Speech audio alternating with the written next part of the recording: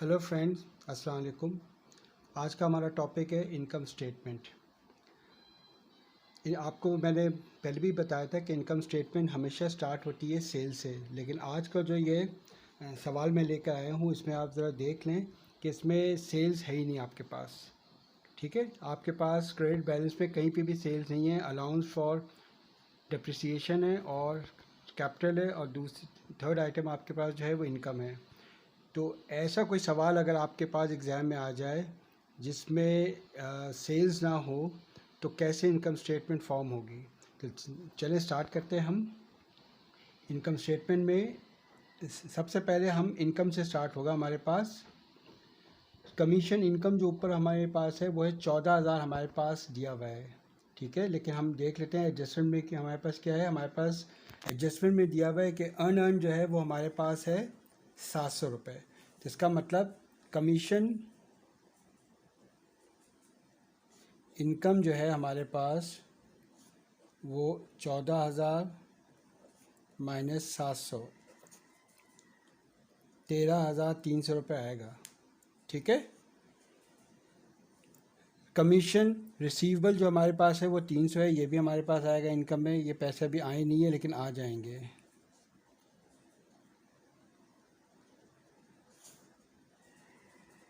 तो टोटल हमारे पास जो इनकम है वो है ये टोटल इनकम।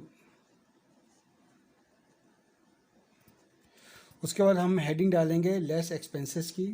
एक्सपेंसेस में वन बाय वन देते हैं। ऑफिस सप्लाईज जो नीचे एडजस्टमेंट में दिया हुआ है वो हमारे पास है 500 मौजूद है इस वक्त। और ऊपर अगर हम देखें तो ऑफिस सप्लाईज जो ऑन हैंड था वो 800 था।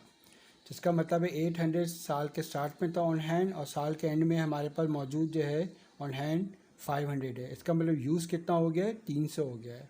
तो यहाँ पे आएगा ऑफिस सप्लाईज एक्सपेंस 800 माइनस 500, 300 रुपये आएगा।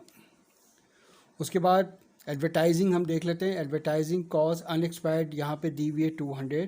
ऊपर चलते हैं, ऊपर हमारे पास है प्रीपेड एडवर्टाइजिंग 6,000। इसका मतलब है एडवांस में साल के शुरू में एडवांस में हमने एडवर्टाइजिंग दी हुई थी 6,000, और वो एडवांस अभी भी हमारे पास 2,000 मौजूद है। तो इसका मतलब यूज़ कितना हुआ है, हमारे पास 4,000 हुआ है। तो यहाँ पर आ जाएगा एडवर्टाइजिंग एक्सपेंस 6,000 माइनस 2,000, 4,000 एडवर्टाइजिंग आ जाएगा। उसके बाद थर्ड एंट्री हमारे पास एडजस्टमेंट की है depreciation on furniture 20% of cost. 20% of cost में ऊपर जाके देखें फर्नीचर की कॉस्ट कितनी है हमारे पास 10,000 है। तो 10,000 का 20% हमें फाइंड करना है। तो इसमें होगा depreciation expense debit, depreciation expense होगा, और यहाँ पे होगा 2,000।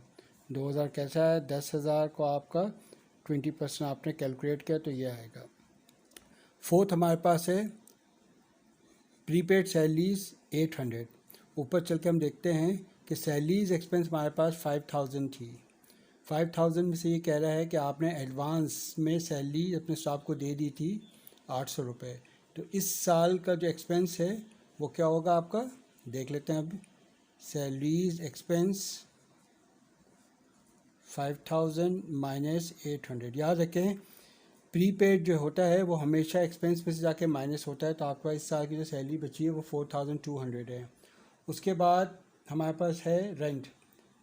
Actual rent expense for the year 3,600 है। ऊपर चल के हम देखते हैं कि रेंट एक्सपेंस हमारे पास जो है वो है 3,000 है। ठीक है, और साल के एंड में हमें मालूम है कि एक्चुअल रेंट हमारे पास 3,600 है। तो जो एक्चुअल रेंट है वही हमारे पास आएगा।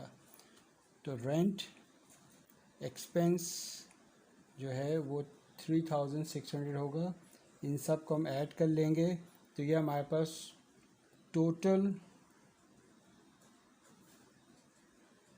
एक्सपेंस हमारे पास ये आ जाएगा। इस टोटल एक्सपेंस को हम जब इनकम में से माइनस करेंगे तो 500 हमारे पास ब्रैकेट में आएगा, जिसको हम कहेंगे कि हमारा नेट लॉस आया है। और यहीं पे हमारी इनकम स्टेटमेंट एंड हो जाती है। Thank you very much.